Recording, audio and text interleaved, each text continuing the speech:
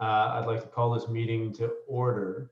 This meeting is being held pursuant to and in compliance with Emergency Ordinance 20, TAC Alpha 16, an emergency ordinance to ensure the continuity of government during the COVID-19 disaster. The committee members who are electronically present during this meeting are myself, Craig Roller, David Storm, Roger Chickadance, Robert Finley, Sean Bridge, Glenn Michael, and Karen Davenport. The opportunities for the public to participate in this meeting are posted on the Albemarle County calendar. The persons responsible for receiving public comment are the 5th Avon Community Advisory Committee. County staff members present in this meeting are Tori Kanopoulos, Carolyn Schaefer, Trevor Henry, Nilsey Birch, and Abby Stumpf, and we're happy to be joined also by our supervisors and by our planning commission members. I hope the committee's had a chance to review the minutes and the January corrections. Are there any comments on those at this time?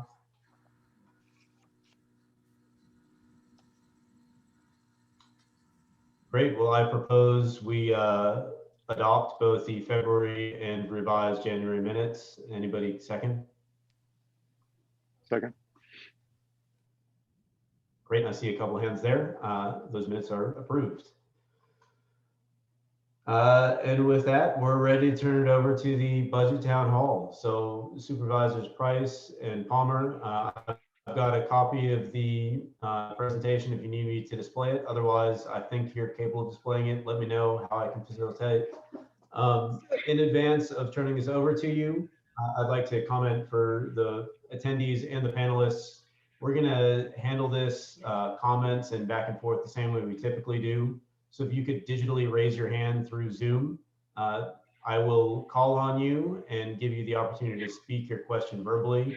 If you prefer to chat your question, you can just type it into the chat and I'll read it and sort of say who it came from. But the preference is that you raise your hand, I'll call on you, unmute, and give your question to the supervisors. And with that, Donna, Liz, over to you. So what we thought, Donna and I thought about this, and we decided that since we were probably going to have predominantly the CAC members, that maybe we would do what we normally do with doing an overview of the last meeting, which was Wednesday. And Donna would take that. And since I have a very short presentation, 10 slides, and I haven't really timed it, but I think it's short. And, and then I'll take over and do that. We can do questions if that's okay with you. Because we didn't want to miss what we normally do. So Donna was going to shorten that just a touch because we did a lot. And then I would go into that, into the presentation of the budget. Is that okay with you guys? Okay. Okay. All right. I think, and again, I want to first off give Liz credit because she's the one who really worked on the budget presentation part of this. She put a good bit of time into to try and take reams of material and bring it down to a relatively, succinct coverage. Our board meeting last night was really sort of fascinating. We were dealing with both the housing policy and form-based code. And through those discussions, we realized in advance of it as well, that there's a third part of this that really, and that is our entire zoning ordinance that needs to be updated. It's been many more years since the zoning ordinances have been updated than it's been the comprehensive plan, which is something else we're working on. And the housing policy, of course, will be part of the comprehensive plan. And then we saw through the presentations by county staff, the overlay between the housing policy and the form-based code, which is up at the Rio and 29 North area. And a lot of complexities came up, particularly dealing with how we try to achieve affordable housing. And as you know, currently we're looking at 15% affordable housing. 80% AMI for affordable housing. We're now looking at including both affordable housing and workforce housing and differentiating the two, where the affordable housing is more at 60% AMI, the workforce housing is 80% AMI. We've got proposals to put a 30-year for rental, 40-year for purchase affordable housing, to maintain the stock of affordable housing. And then we saw some inconsistencies between what the the housing policy proposal was versus some of the other calculations that were put into the form-based code, where depending on the extent of AMI, which could go below the 80 or 60%, down even to 50%, that could increase the number of affordable housing units that would be expected to be put into some of the developments. And we heard from the developers and some of the nonprofits that work with housing, and essentially what both of these, the housing policy and the form-based code policy, came into is really great philosophies, but maybe some real complexities in being able to achieve that. And in fact, were some of the proposals actually going to make it more difficult to achieve the affordable housing than what we wanted to get. So ultimately, after lengthy discussion on both of these, a couple of things came out. One, the housing policy's got to go back through the Planning Commission anyway. And but as we looked at all of this, essentially what the board did is we deferred both of them and sent them back. What I think was the most positive out of it was there was a broad consensus for the philosophy behind the housing policy and for form-based code, but a lot of significant comments that some of the actions that we need to move a little more forward are going to be necessary if we're going to be able to achieve the goals. So for example, one of the things in form-based code they were talking about were ways to incentivize people to move to form-based code by giving things like, fast track on permits and things like that. It's a little complicated in some areas, some respects, because we're dealing with an already developed area. And as you know, 29 in Rio is pretty intensely developed at this point. And a lot of the parcel property lines made it a little complex for trying to draw the boundaries between the three different areas, the core, the flex, and the boundary areas. And if you kind of think of it as a pyramid, the core is where your higher higher height of buildings will go, where they have to have a 15-foot ceiling on the ground floor because you're looking to have commercial business. We had to talk about whether light industrial, what that really means today as opposed to 20 or 50 years ago, how we work that in. And then as you go to the flex, where you could have more of a business as well as residential. And then as you move further out to the edge, which is all going to be residential, because so much of that is already developed, it's not as easy as if we just kind of picked an area like, the country of Brazil did many years ago when they picked a spot in the jungle and said, this is where Brasilia is going to be. And they created from whole cloth, a city. We have to deal with what's already there. And at first, when I say at first, please don't take that as anything more than that. But at least right now, property owners will have the option of whether they want to stay under the current zoning or if they're going to go to the form-based code. So it's very promising, but the work is not yet done. And I can't remember the exact dates that we're looking to bring this back, but those were the major issues that we talked about. We also got a briefing a little bit on what happened with the CARES funding from last year. We got 9.5 million, then we got another 9.5 million.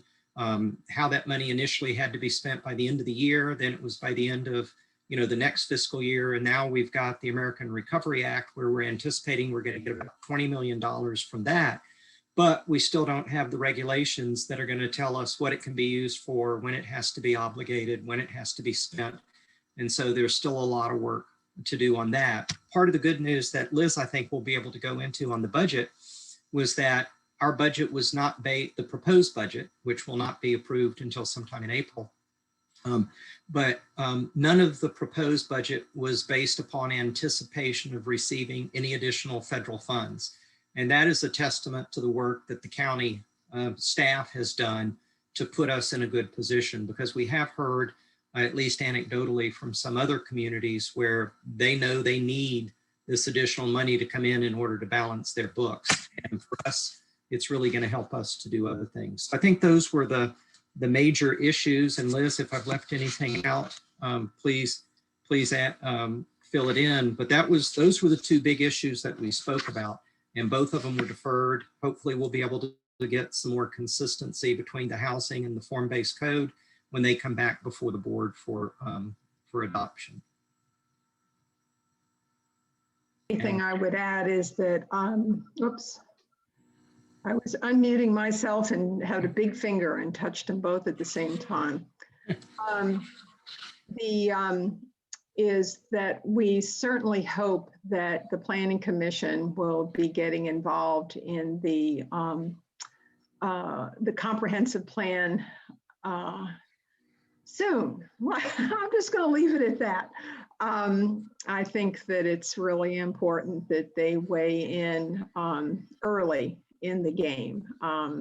And so hopefully that'll be coming soon. We didn't really explicitly go through. We had a timetable for the comprehensive plan, and when the several times that the Planning Commission would be weighing in on that, it's my hope that the Planning Commission gets to weigh in a little earlier than is currently scheduled. But you guys will see that soon. That's a big project, but we haven't really developed the scope yet of that.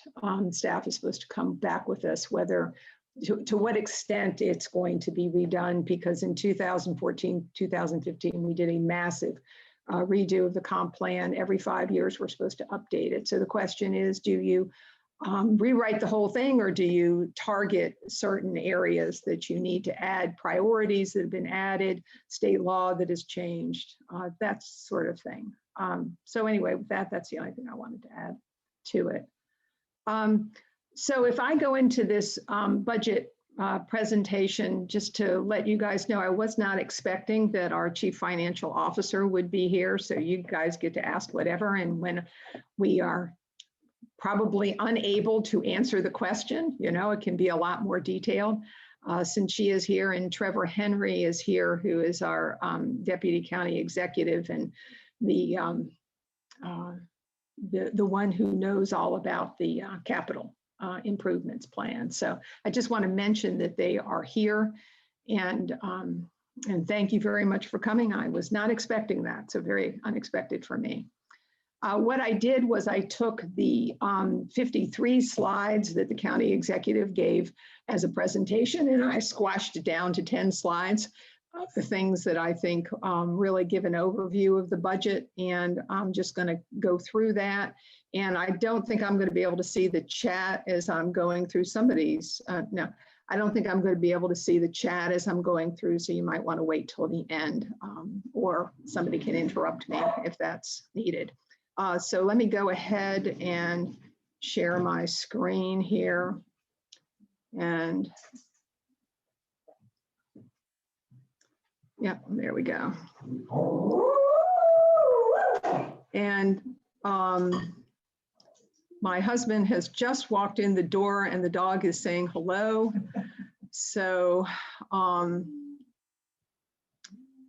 try not to listen to that. All right, here we go. Let me get rid of this out of the way and I can get going here.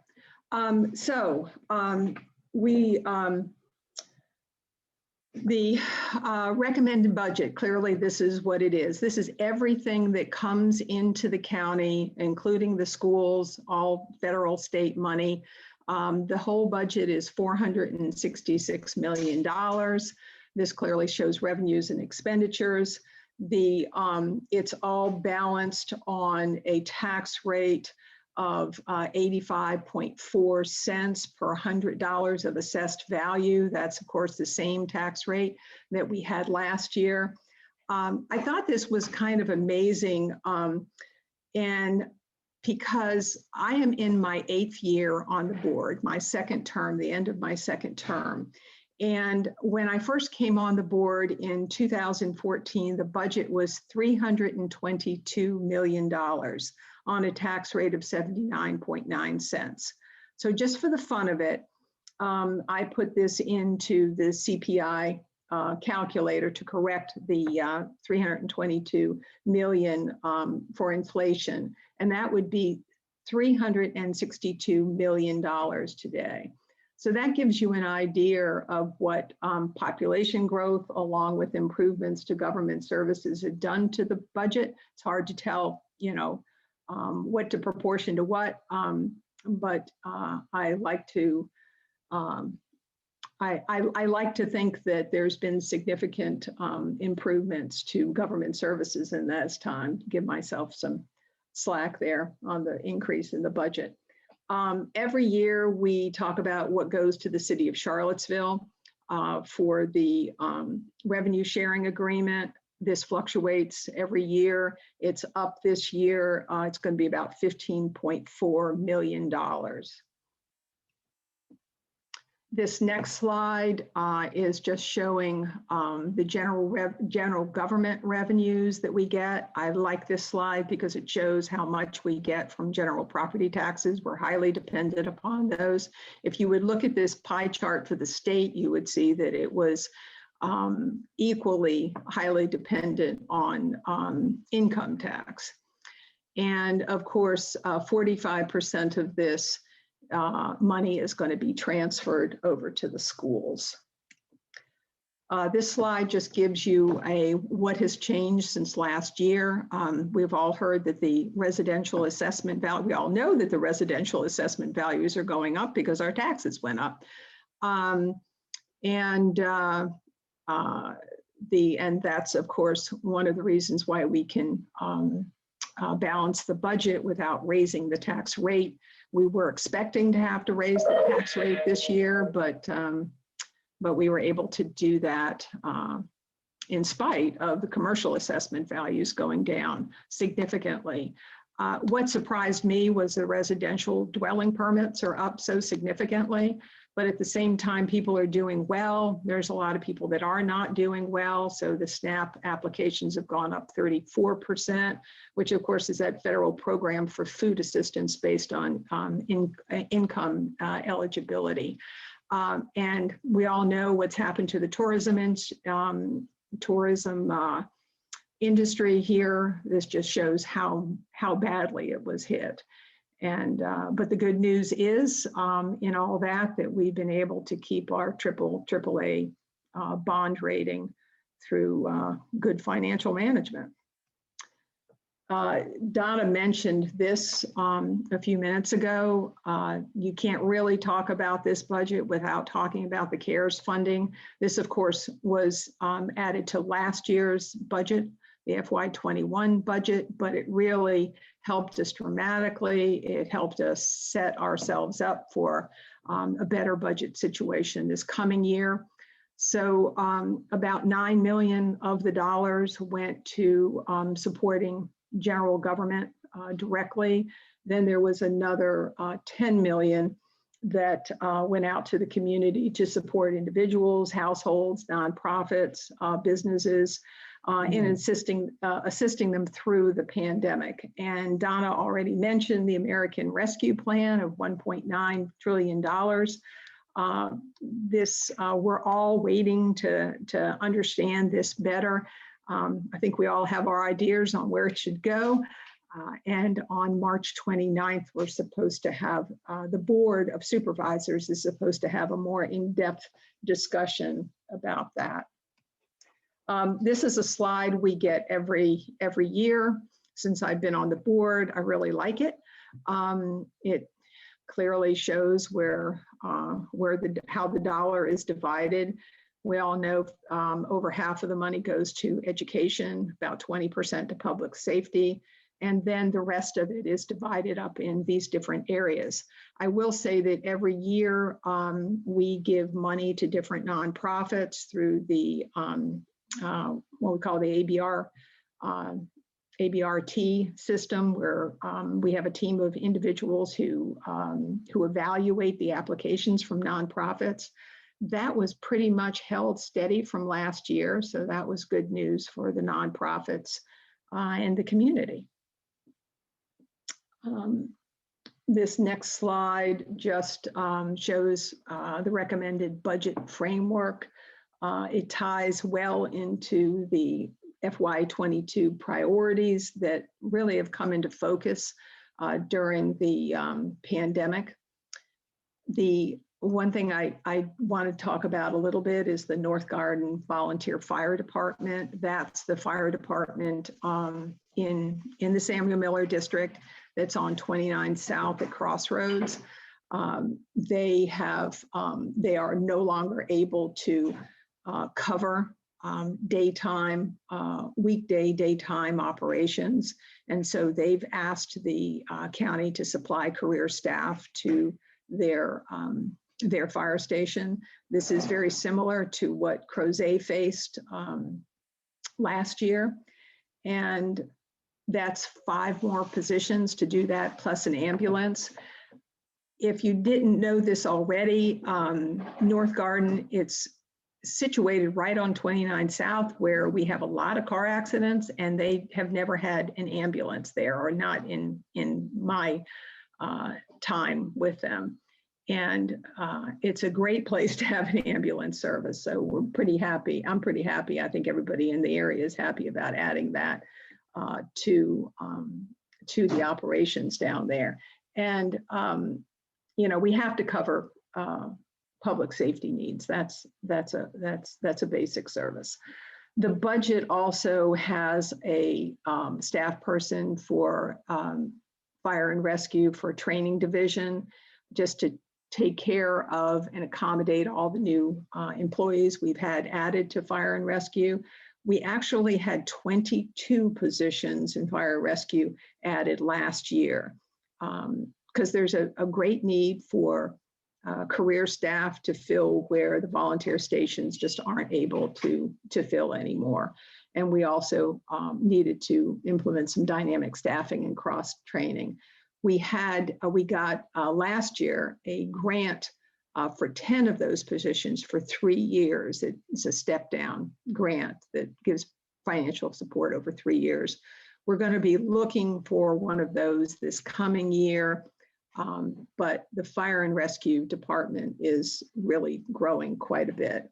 The police department, due to the shift in how the school division provides security, freed up 5 officers to help with our general patrol and geopolicing work. We added another 2.5, 2.5 FTEs, or 2.5 police officers. The broadband, clearly we need that more than ever. I'm going to say a few words about that on the next slide. We are following City of Charlottesville and UVA in increasing our minimum wage to $15, 2% market adjustment over that. And then we have our strategic priorities of the climate action, affordable housing. I'll say a few more words about that. And business process optimization is just getting our processes, especially in community development and whatnot, working more efficiently. And that's a whole nother thing that if anybody wants to find out about, I'm sure Trevor or Nelsie can tell us about that. This next slide is the Board of Supervisors strategic plan. And I won't read through this. It's pretty clear that you can see what we've got there. The quality government operations has to underline all of that. And so we are trying to take care of the county employees by giving the 2% raise and some additional monies there. This has been pretty much the strategic plan for the last couple of years. And I'll say a little bit more about individual places in just a minute. So this next is strategic investments, broadband. This year has, more than any other year, showed the critical role that broadband plays in our lives. It's just like electricity, we've got to have it. So we're establishing a new office of broadband access. And along with that, we're going to have a program for broadband affordability and access. This is going to be using a strategic reserve fund for the affordability and access program. The office is going to have 2 employees that report directly to the county executive to support expanding access in the urban area as well as the rural communities. To this point, we've really concentrated on the rural communities, but we're recognizing through this period of time that we have a lot of people in the urban area that can't afford or can't get good broadband service. We've certainly seen that through the schools. We're trying to look at this through an equity lens, and we're also transferring at least $3 million, a little bit more than that, to the Albemarle Broadband Authority in there to help them with their work in working with the ISPs on getting grant money to bring fiber, state grant money to bring fiber to rural area homes. And both Donna and I serve on the Broadband Authority, so we're pretty familiar with what's going on with that one. We expect that, we haven't made this decision yet, but we are expecting a reasonable portion of the federal money from the American Recovery Act to go towards broadband. The housing policy, Donna already mentioned that we postponed it. We're hoping that it'll get passed in the spring. We put $600,000 of a one-time contribution into the housing fund in order to help start the plan and implement the plan. There's already money in that fund. Now there's 1.7 million, which has already been committed to Habitat for Humanity's Southwood project. And we've got a little less than $2 million remaining in there for other opportunities that have not yet been identified. The climate action plan, we had a climate action plan. I'm not sure if it's called director or manager, but we had a person heading up that. That person left, and her position was frozen this past year, but we are now hiring that person. We are hoping that the climate action will be incorporated into basically everything that the county does, like the equity piece is trying to be, like we're trying to include the equity piece in all our activities and programs. And of course, the transit, that's self-explanatory. We're going to do a regional vision plan to help us move forward on transit. And this is our capital investments that we're going to move forward with. And you can read this, the schools, the Crozet and Mountain View elementary schools. We're going to continue transportation leveraging. For anybody that doesn't know what that is, that's when we put forward some money to do sidewalk improvement or bike ped improvements, roadway improvements, and the state matches that. So it's a great way of pulling down more money. So we always try to fund that well. Biscuit Run, you guys really know about this, that the courts, this is a huge project for the county. It's $25 million in this coming year. The courts, to me, kind of feel like the Meadow Creek Parkway. It's been trying to plan it for a gazillion years. And we're finally moving forward with that very badly needed project in our antiquated courts to improve security and access. And it's just long overdue on that. Now, I've just got like 2 more slides here. The capital budget. These, you can see from the key that the ones that are not bolded are things that we were moving forward with last year, but we kind of held back because we weren't sure how the revenues were going to come in. They were better than we were expecting, so they are moving forward. And the ones in bold are those ones that we've gone ahead and added back in. And so and of course the North Garden ambulance is that's a totally new one. And I think that is all my slides for now. And I can I can stop and see if there's any questions, or I can go back to another slide if people have questions. I was going to add two things, Liz, and really just piggybacking on the work you did. And again, thank you for taking the lead on that. One of the things is with fire and rescue, as Liz mentioned, we added 22 positions last year. A number of those were funded through a SAFER grant. We're applying to get one or two additional SAFER grants that could provide 5 to 10 additional positions. Those are 3-year funding though. So in years 24, 25, and 26 fiscal years, that funding will start to go away, and those will be expenses that the county will have to pick up. But clearly, as our county grows, we know that in combination with greater challenges for volunteers, upon whom we rely extensively, that we are going to be looking at that as an additional expense. And as far as broadband, the board has identified up to about $3 million right now that we are looking to put towards broadband. We haven't put it specifically in because we want to wait to see what the regulations with the American Recovery Act will be. But also today, the governor announced body grants, and Albemarle County has been awarded $2.76 million for broadband expansion, which will provide access to 1,675 locations, including 455 businesses in the county. So Michael Culp and everyone who's been on the Broadband Authority, the work they've done,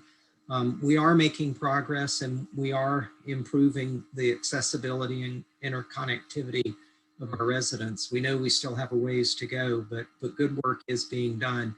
And I think what we're hopeful for is that with the American Recovery Act, we will get additional funds on top of the $3 million we've already identified and the money we just got through body. Hopefully we'll get more money. I kind of phrase it, you almost can't put enough money into broadband right now. Following up on what Liz said, it's essential as electricity and fresh water for our survival. Thank you. I'm just waiting for it to come to my house. I keep thinking I'm on the Broadband Authority. Why am I not getting one of these fiber projects? But no such luck. But I'm able to do this Zoom, so it's better than many. So anyway, so we have, maybe I took too little time and I should have done more, but do you have any questions about it? We do have staff here to answer questions. So I was thinking Donna was going to go on a bit more about the different things we did. So David? Oh, James is supposed to be doing this. Yeah. Thank you, Donna, and thank you, Liz. I thought that was super valuable. And Liz, I thought that was just the right level to really facilitate some good questions being asked and give some great information to the audience. And I'm going to cut David off and ask you what I think is probably a softball question. But I was intrigued by your very first point where you said our budget has grown, almost 100 million more than we predict by just inflation.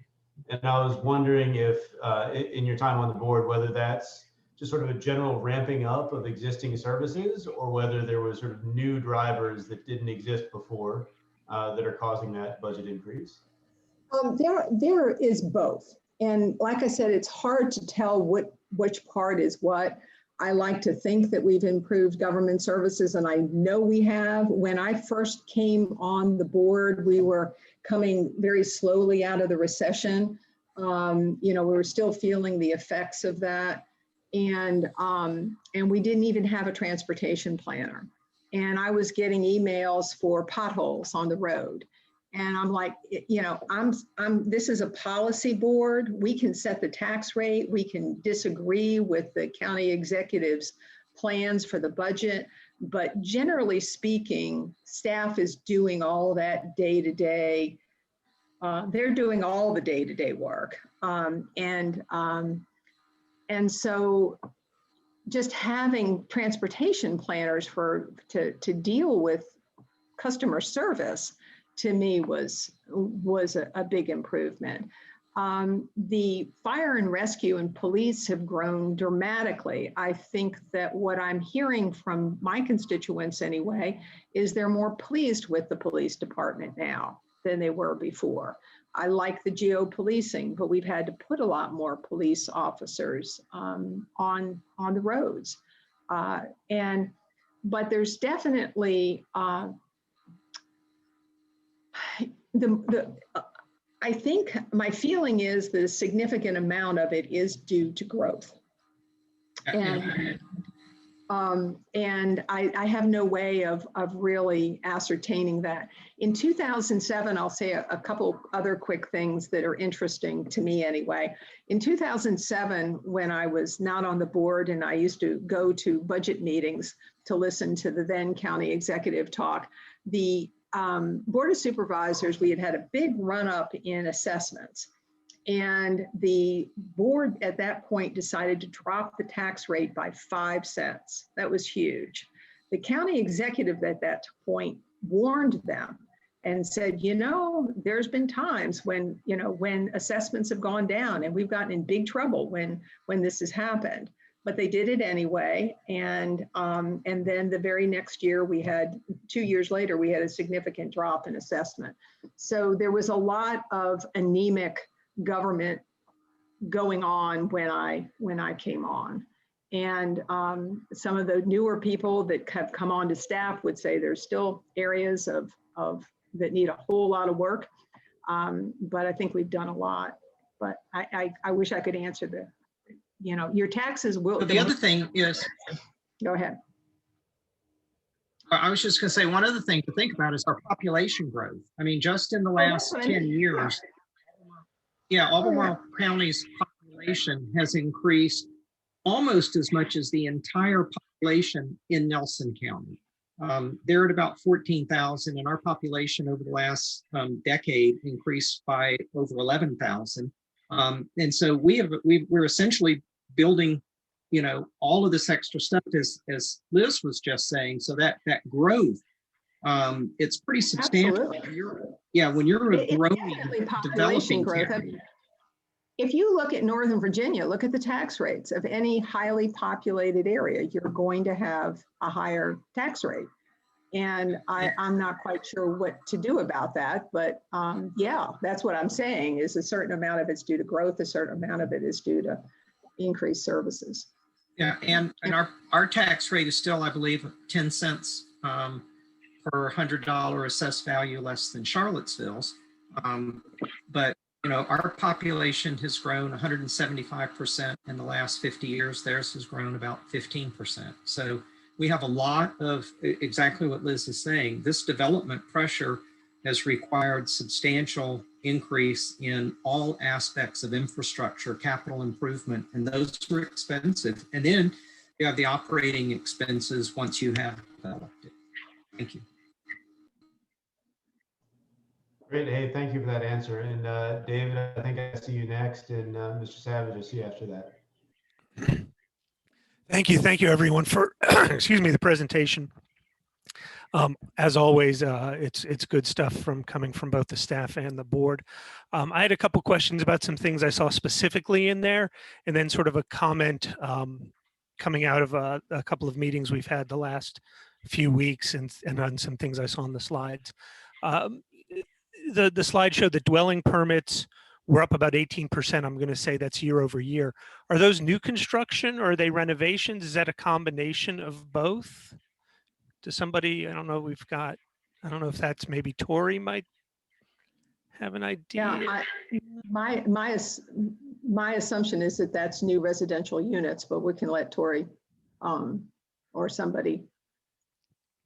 Yeah, I didn't mean to put Tori on the spot.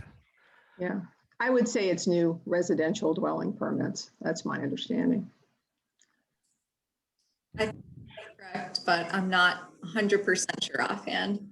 Okay, because it's a little bit different, right? If people are, the house across the street from me right now is being renovated and is gonna, was sold to a guy who's renovating it, and he's gonna turn around and sell it here in the next month or so. I think they've already got the buyer picked out. So I didn't know if that was more about new construction, which just goes to our point about the growth that we're seeing. How much, I saw debt service as an item in our graphic. How much are we currently borrowing right now, and what's our current borrowing capacity? That's an Elsie question. I could probably answer that, but since she's on the call, I should definitely give it to her because you're going to get a better, more professional answer from her. Nelsie, you want to take that? David, I like where you're going. I've got to scramble to pull out the chart where I don't have the document I want to have right in front of me, so I'm going to wing some of this. So our capacity is not an issue, and I can follow up with some charts that we've put together and that we'll be putting together for another issuance this year. It's been about 3 years since the county has issued any new debt to pay for all of the projects we've got going on. And right now we've got about $180 million worth of projects that we are working actively at the moment, which you've probably heard if you've been following any of the budget conversations. So if I look at on page 231 of our budget document, if you've seen it, it's got a lot of details in it. But I think your question was, how much in debt service are we paying currently? And it's about $10 million annually for total debt service. I can get, like I said, I don't have the right document in front of me at the moment, but I'm happy to share with you some of our debt ratios and that sort of thing, which they might be in this. They might be right here in front of me if I look and right of course, we're AAA, and so Nelsie, you might just want to mention the policies on debt, because that sure him that you're going over. Yeah, on the let me pull them up because I don't know them by heart yet, but we do have. So one of the things that is part of the budget process is to make sure that our debt and our financial management policies are really consistent with the AAA rated community. And so we did make some changes this year to tighten up a few things as we were going through this in support of the board. And so I'm just trying to pull up the actual debt policies. And they can be found, just for reference, on page 18 of the budget document. And so I'll rattle off just a few things. So our long-term debt cannot exceed 2% of our estimated market value of taxable property. So our assessed valuation cannot be greater than 2%. And our ratio of debt service to general fund and school fund revenues needs to not exceed 10%. And so I will get you some specifics of where we are. We have significant capacity. I've spent a lot of time in other jurisdictions where we had leverage. I was in Alexandria where they were very leveraged in a lot of ways because of some of the challenges they have with an old city. And so we don't have that challenge here. So we're doing pretty good. And the other benefit of the environment and the economic condition that we're in is the interest rate environment. We were able to drop that down considerably in our long range planning for debt, which is going to allow for additional capacity over the next few years as we issue some debt. I hope that answered, but I will follow up with some specifics, David, on where we sit with our capacity. No, I think you've hit the highlights that I wanted to hear. One of my other roles here locally is I serve on the school's long range planning advisory committee. So we are going to make our presentation in July to the school board for the next 5-year window. When we made our last presentation, July of 19, just for the schools in a 5-year window, our presentation came up to about $180 million of needs for the school system at that point alone. So, as all of us who've been in the county for a while are aware that after 2008 and the Great Recession, the CIP was stripped to the bones to keep the tax rate reasonable for citizens, but also to provide the bare minimum of services needed. And so there was the one slide that had our pyramid that had both school system needs and infrastructure on the same line. And thinking about the RST development proposal that came before the Planning Commission and was deferred, right, this one, whoops, there was. Was that and No, Oh, to that's back it. back a couple, I think. Yeah. That's the one. Oh, no, Okay. no, well, we'll work with this one. That at some point, I think both of our elected bodies will have to sort of engage in what I'll call a tandem parachute jump. Tandem skydive, and just say, okay, we're going to approve some development, and schools, we're going to make sure you get some funding, and we're hopping out the plane together here. The schools have done a pretty good job of expanding where they can, especially at the elementary school level. And while they're building Center 2 for the high school level, they've got some real pressures at the elementary school level. And I think that it's somewhat of a leap of faith that both bodies will have to take together to get both the development and the density we want to see. I understand that that project didn't look right. It's got some serious design flaws that I think can be overcome. But I think that by telling the schools, okay, we're going to do this, schools, you need to be ready to handle the people that are coming. I think both bodies can work together. And I think that's more of a long range thing than a current budget thing, but I wanted to at least put it into the framework we had today. And that's all I've got for today. So thanks everybody. I appreciate the presentation and information. I'll just add one more thing to that. I should have known there was a reason why you asked about our debt capacity. The Board of Supervisors is given a graph every single solitary year about where we are on our debt capacity. And I just thought I would mention that to you because that'll be before us in one of these slides soon. And so you could argue that we could go up to the top line there. Well, I don't want us to go up to the top line. I just want to know if we had the room to be able to do some work. Yeah, and it's I'm not just just, again, not just the schools, right? There's a lot of Yeah. infrastructure needs that we know Yeah. that we need to do that have been shunted aside over the last decade plus at this point, really, that we're still digging out from. Hey, thanks, David. Jim Savage, I think you're next.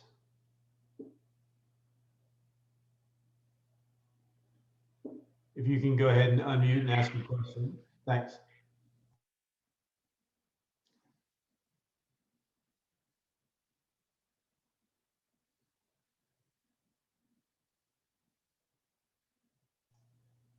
Jim, it looks like you're still on mute. If you can unmute or oh, there you go. I see you unmuted. Thank you. Thank you. Could you talk a little bit about the federal support for the county? I know it's about 5%. Is that in addition to the stimulus, the last came out last fiscal year? So are you talking about the $19 million that we got from the CARES funding, or federal help in general for the schools, or what specifically?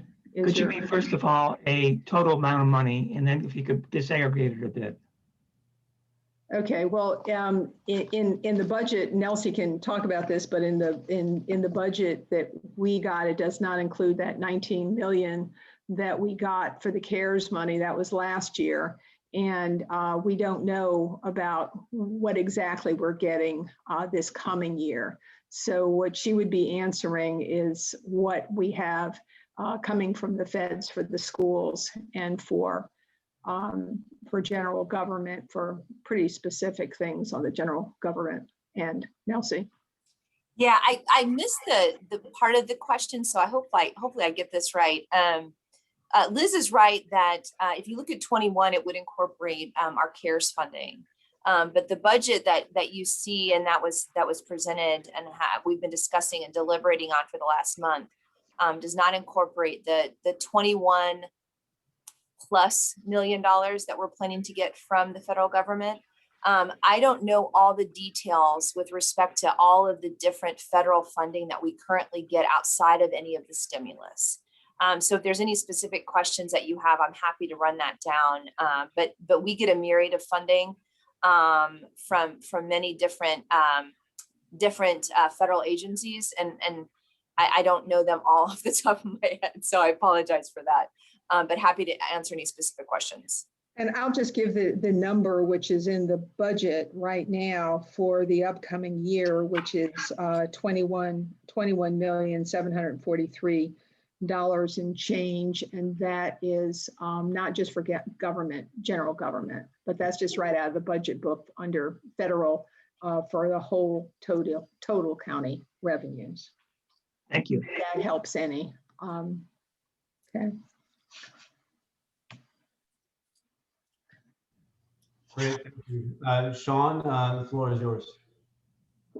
Thanks, Ben. And Donna and Liz, thank you guys very much for the presentation. And I also want to thank you guys for your work on the broadband committee. I saw when Waldo tweeted out earlier today that the like $2.5 million had been approved or had been allocated. And that was great. I mean, I'm lucky enough to be close enough to the town where I've got great broadband, but I know many of my daughter's friends from school that live on the southern end down there near Walton have been really struggling through this whole process to get access to broadband. So that's a great step. And one question for Nelsie, and you touched on this briefly in your answer to David. So I think the answer is yes, but is part of the upcoming bond issue to refinance higher interest rate bonds? Okay. Yeah, perfect. we have a few series of bonds that are eligible. We have a financial advisor that we work with, and they monitor that for us. But absolutely, we have two that make it. You know, there's also a cost of issuance, so they monitor that. Like, when does it make sense? But you're absolutely right. Good. I'm just curious because I've never seen an Albemarle County bond out there on the market, but I'm also not typically looking. Is it typically invested in by a core group of institutional investors that are looking for us specifically, or is it widespread with who the investors are? You know, I have not gone through a bond issuance for the county specifically, but in my experience, it's not mom and pop type investors that can get in and access the tax exempt bond market. It's a very specific institutional investors that are able to access it. But it is typically, you can do competitive or negotiated. I've seen them both, so I'm not sure what we'll actually be doing when we go out to market. But be on the lookout, because over the next 6 months, we're likely to be issuing some debt. If you're interested to learn more at the time, I'm happy to teach you as I navigate this for the county this time. No, that's great. I'm excited. I've been an investor in Newport News County bonds in the past. I was just curious because I had never seen Albemarle County pop up. Got it. So that's great. Thanks for all the work you guys are doing. We have brought this up, actually, the board in past years before Nelsie was here, of whether we could start issuing bonds that were available for the general public and local folks.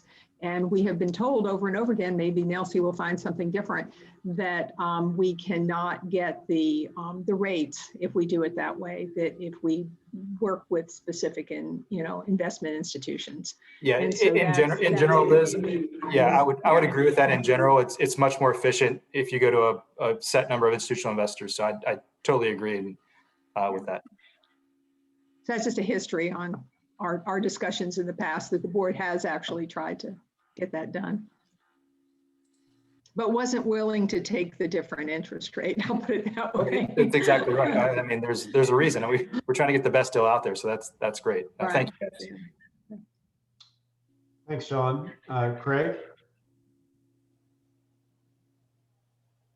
Yeah, thanks.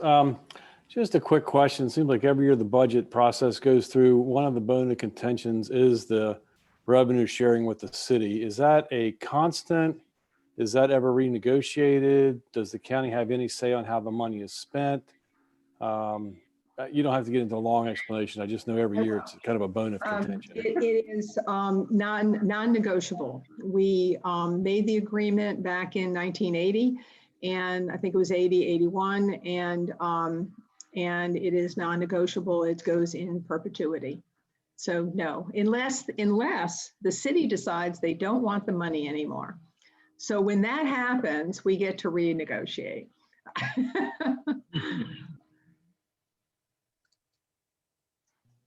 Great question, though, Craig. I appreciate it being brought up every year anyway, even if the answer is the same. It's good to talk about it. Yeah. And then Donna, you don't need to raise your hand, right? You can just jump in with it. Thanks. I didn't want to interrupt. While we were doing this, in between losing Zoom a couple of times because of broadband, I need to talk to the Broadband Authority about that. I did a quick check, and just for information, our surrounding counties and I read it on the internet, so it must be true. Orange County's property rate is 0.804, Nelson's 0.72, Greene 0.82, Albemarle 0.54, Fluvanna 0.925. So, you know, grabbing just a couple of the counties near us, we're not far off. And I think you can then just kind of look at the surrounding counties and see what is offered in the different counties and make your own assessments. But I would just submit that our rates are reasonable for a really fast growing developing county. Thanks. I don't think our rates are unreasonable at all. I will just add that we have higher assessments in Albemarle County than we have in Greene County or Louisa or whatnot. But it's more the trajectory of where we're going that I worry about. And of course, the higher you go, the more people you have that can't afford to live there, and you're talking affordable housing and all that sort of thing. So I don't have an answer to it, but of course I think we're reasonable at this point, because I'm the one that raised the rate. The tax rate. Anyway, go ahead. Great. Well, thank you both so much, Supervisor Palmer and Supervisor Price. I see one more question from our attendees. Tori, could you move Peter Krebs over to participants? And Peter, could you unmute and ask your question, please? Hey, thanks everybody. I'm Peter Krebs from the Piedmont Environmental Council. I'd like to commend the good work on the budget, and also I'd also really like to commend the good cheer with which it was delivered. Doing the budget and the situation that we're in right now is not fun for anybody. And I think you guys have done a great job. It's, you know, given the circumstances, there are, you know, it does okay, given the circumstances. I did have a couple of questions, which are also sort of comments. Reading through the, I'll give both questions and then just step off and listen to responses, and unless you want me to follow up in some kind of way. Questions are, there are a number of staff positions that are frozen. My assumption is that those will be, those are frozen pending, you know, the budget uncertainty, and the intention is to bring them back. That's my assumption, and I just wanted to check on that. And then one other element that I saw that was a bit surprising but not surprising, which was the ACE program, which is the funds the county uses to help landowners put their land in conservation. You know, much of what makes Albemarle so beautiful to live in, it is actually the work that private landowners are doing to keep their land in countryside and agriculture and open space and all that stuff. My assumption is that that's a one-year pause, and the intention is to bring that back. I just wanted to check to see that I have that right. Thank you. I would say that I'm hoping that it's a one-year pause. I'm actually hoping that, well, I will say I'm hoping it's a one-year pause. I would expect it to be. And as far as the frozen positions, the intention is to bring most of them back. There's always the chance for a reorganization and shifting of positions. So we can't really sit here right now and say all of those 19 positions are supposed to be filled again. But there is certainly the intention to fill a portion of them, a reasonable portion. And I would echo what Liz said on both of those. First, hoping that it's just a one-year pause on ACE, and two, while I believe that there has been an intention, perhaps an expectation that the positions will be filled, the other thing we're seeing is that technology does provide some enhancements that may permit a fewer number of people. So for example, we now have inspectors who go out with tablets that allow them to both perform their inspections, report the information as well. I said both, and I'm going into more than two things, but perform the inspection, report the results of the inspection and have all of their work, scheduled out, it's reducing a lot of transportation time for them. So it's possible that we may be able to get by with fewer inspectors per X number of permits that have to be inspected. And so as some of those efficiencies come through, as reorganization identifies better ways to make the widget, then it's impossible to say today what the future may be, but we do recognize that if we don't fill a sufficient number of billets, we're simply asking more people to do, fewer people to do more work. Yeah, thank you. And I was, one of the ones that I was thinking specifically is the transportation planner. And I was glad that, I think it was Liz that mentioned what a difference it makes to have those folks around and how they bring back resources to the county through, for example, the leveraging program. So thank you. So I didn't mention this. We were down one transportation planner, but part of the budget is to restore that transportation planner. We're doing it out of a different fund, actually taking it out of the capital improvements fund because variety of reasons, but that's been proposed and it has, we talked a little bit about that today. The advertised budget, Trevor can correct me if I'm wrong, but or Donna, she was running the meeting today. I think I had something happen in the kitchen when this happened and I got a little confused on the discussion, but the transportation planner was included in our vote for an advertisement of the budget. And I do think that that's going to be, that position is going to be restored. Yeah, and one of the things I've learned through this is that there are several, I'm not going to say a number, I don't know what the number is, but there are positions in the county that are paid through CIP funds because it's part of that process. But yeah, I think the transportation position is one that's very important for us to have. So we're adding that back in, Peter. Thank you. Good news. Yeah. And, For anybody else, we were down one because our transportation, one of our transportation planners got a raise and a new position. He got promoted out of that position. So we're trying to refill that position. So anyway. Any other questions? Thank you for the question. And, I see two more and then we're going to cut it there. So David, next question is yours, and then Glenn, you'll close us out. I apologize for not, excuse me, for coming back. I was getting back to the North Garden ambulance situation. Okay. A few years ago, it was Scottsville. I think last year or just the year before, it was Crozet. Are we just, have we reached the end of these volunteer rescue squads and volunteer fire departments in the county with the expectation that we're really going to just have to have a professional staff to cover the entire county and maybe agreements with other counties for certain parts that may extend or be nearby? It's just something that I've seen, and I know that there's some noise about cars in the city right now as well. So I don't know if this is something we're looking at, not just this budget, but for budgets moving forward.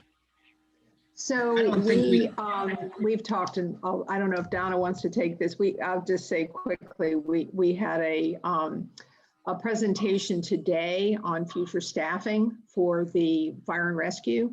We do have volunteers that are still coming into the system.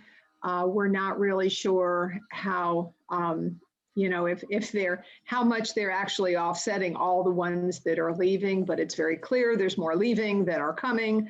And as much as I hate to say it, that's probably where we're going to end up in the future. But we have volunteer fire and rescue departments that are doing a really wonderful job now and saving the community an incredible amount of money. And it is a culture in certain areas to participate in volunteer fire and rescue. And so I can't answer, I don't think we can answer your question, David. It's a fear we all have. It is certainly a department that is growing, which feels like to me exponentially over the years that I've been on the board. I can't see a turnaround on that unless wages for a lot of middle income jobs go up so much that people aren't working 2 jobs to make a living. People just don't have the time to do this like they used to. And it's really unfortunate. Yeah, and as Liz mentioned, I mean, this is a nationwide trend. This is not something just in Albemarle County or in Virginia. Volunteerism across the board is a challenging area right now, but we had well over 150 people go through the training last year. So there still are a lot of volunteers, and we rely upon those volunteers. The additional expenses for the county to turn all of these positions into full-time county staff would be, I mean, millions and millions of dollars.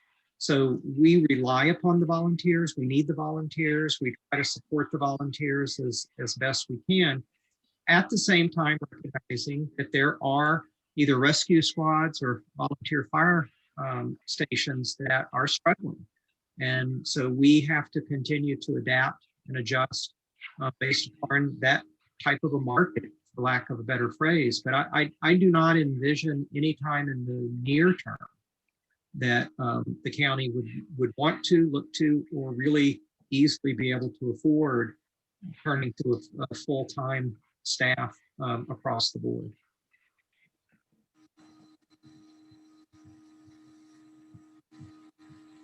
Glenn? David, you want to volunteer? I need somebody to take over my work with the Cub Scout pack over at my church and the 2 county committees I serve on. So, oh, pish posh, that's nothing. Hey, James, can I come in on this and David's question? Yeah, absolutely, Rick. Go ahead and weigh in, please. Yeah, David, you're posing a question where it's very easy to look at all of the statistics in the county and draw a broad conclusion, as you've done. However, I don't think it is justified. It certainly is justified on what I referred to as a supervisor as the meta level or the national level. The statistics there are pretty persuasive that the opportunity for volunteerism on fire and rescue is rapidly declining nationwide. So what we're seeing in Albemarle County is something that is a national trend. However, when we look at what happened, for example, with the Scottsville Volunteer Rescue Squad, a lot of that had to do with the micro level. It was within the organization itself. And there was definitely a macro level in the county. I'm not going to dispute that. But primarily, there were micro issues, internal organizational issues. So there, on the one hand, in Scottsville, you have a volunteer rescue squad that had to be rescued by the county. But at the same time, remaining there is at least the last I knew about their operation. And Donna can update us if there's been a change. But the Scottsville Volunteer Fire Department is still a robust volunteer organization within Scottsville. So, you know, you really have to look at the internal factors, the micro level, the macro level, and the meta level. All of those together create the bouillabaisse. I'm going to move into the French cooking here. It constitutes the bouillabaisse that really determines whether an organization is going to be successful or whether it's going to require basically county takeover. I appreciate that, Rick. And I wasn't trying to draw conclusions.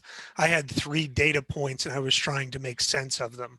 And it was just that if this is something that was moving, and I was just trying to figure out where we thought things were going. And it sounds like that where there's a good culture of it, you know, it's wonderful and it's working. And it's just, as we see with so many things in life and in volunteering, it's hard to maintain that culture and to keep it running. And so I just was wondering where we were going, if we saw something larger than just those three, or those just were three distinct data points that have happened to bubble up in our county in the last few years. Thanks for weighing in and providing it. It's been happening gradually over the last 20 years. We got the report today of, you know, of when we first started really, you know, really putting in career staff into some of these volunteer places. So it has been taking a long time. And there is a trend right now in Albemarle County. And some of it has to do with, as Rick said, others are just really, really well-run volunteer departments that just couldn't get the volunteers, like the North Garden. It's excellent run, wonderful chief, and just struggling to get the volunteers. So anyway, I think Glenn wants to say something. Yeah, Glenn, the floor is yours. Thanks. Yeah, my first active volunteerism for Albemarle County was over 20 years ago when I joined the Seminole Trail Fire Department in Albemarle County, and was a firefighter with them for about 5 years. And it's a dying breed, but I think some of the organizations still do it really well. So hopefully they can keep going as long as they can last. But what I wanted to comment on, I'm a bit of a broken record, as you guys know at this point, but with this being a primarily budget-centered town hall, I thought I'd bring up, just like broadband kind of was proven to be almost an essential utility during this pandemic, I think outdoor recreation and access to outdoor recreation was also shown to be very key. And so with this opportunity of more federal funding coming in, with the budget not being quite as in dire straits as we had thought it might be, I would just put a plug in that hopefully we can continue contributing to things like parks, trails, development, those kinds of things with some of the stimulus money that's coming in. I would agree. I'm hoping.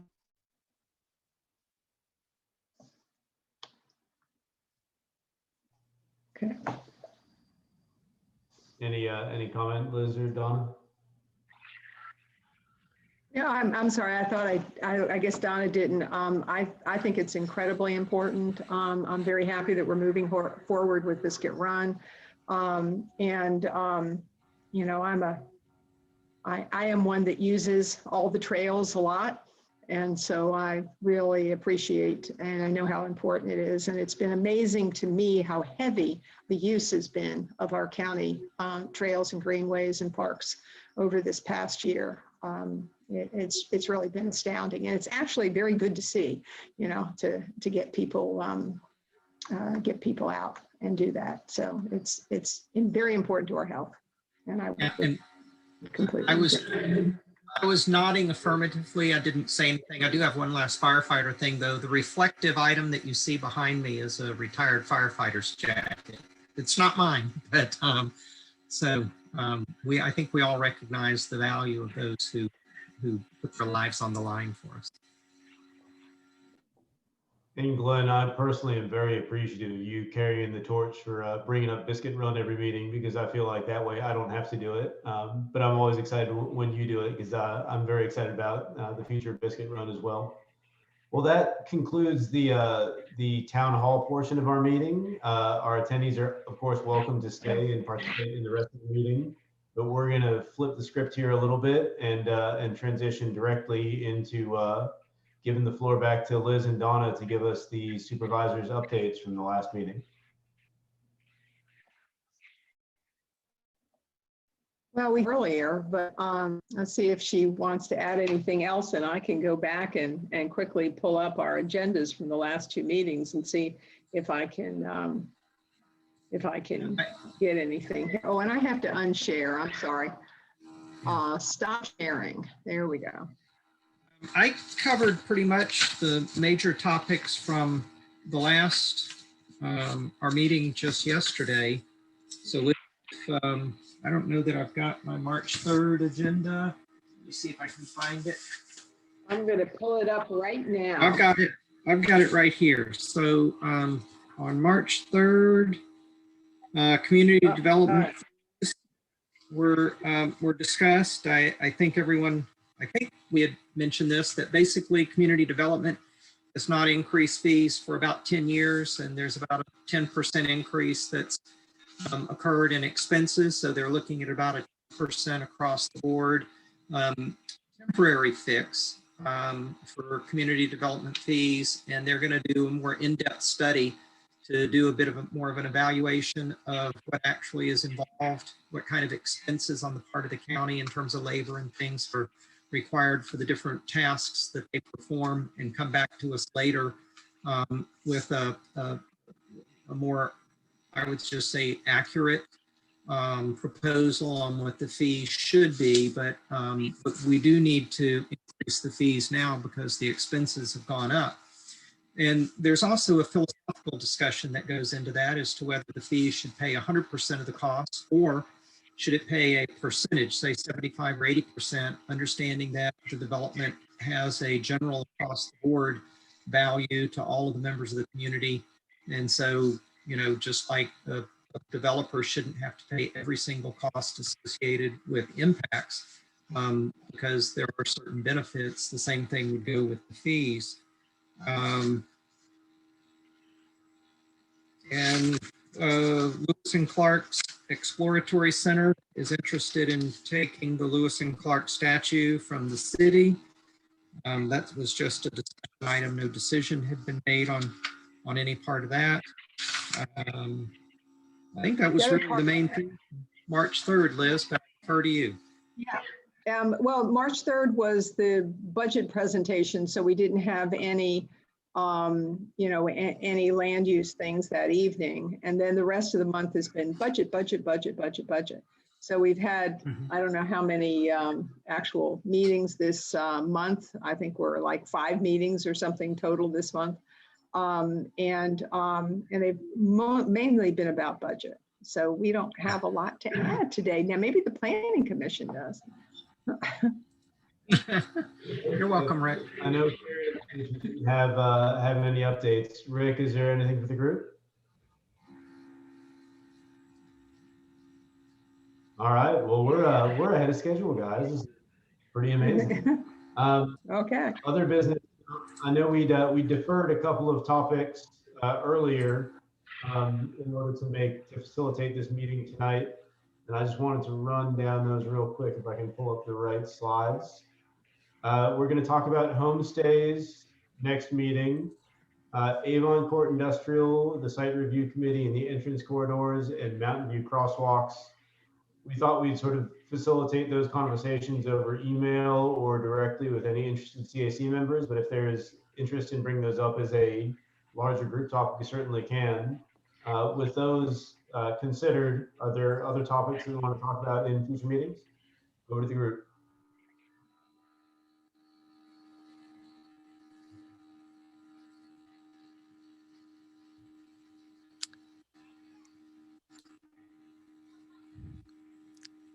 And this might be for Tori, since it's more staff driven. Will the, as Crozet finishes off their master plan, are we next in line, or is someone else next in line? And how does that work on a parallel track with the comprehensive plan review and update, or do we sit until that happens? Do you know? Because we're well overdue for our 5-year plan. I think it's 7 or 8 at this point. It's a good question. My understanding is it would be up to the board to decide what to include in the work program. So I'm not sure exactly how, you know, that would fit in depending on what happens with the comp plan. So I'll defer to the board and the work program on that. Okay, and we're only you know, 6 months past our 5-year date to have it updated. So in some respects, we're not that far behind. You're better than some, for sure. I won't stop asking about it, but I understand that. So I just want to make sure that we're somewhere in the queue. Any other safe grounds? Great. Well, a huge thank you to the county staff for giving their time tonight, and to our planning commissioners, and especially to our supervisors for this great presentation and informative discussion. I can't say enough how grateful I am that we've got folks like you leading our community forward. I'm just super proud and grateful to be part of a team like this. And with that, I will announce that our next meeting is tentatively scheduled for Thursday, April 16th at 7 p.m. Opportunities for the public to access and participate in the electronic meeting will be posted at a later date in accordance with Emergency Ordinance 20 TAC Alpha 16 and open to the meeting requirements of the Virginia Freedom of Information Act. I move to adjourn the meeting. Seconded. Thank you so much, everyone.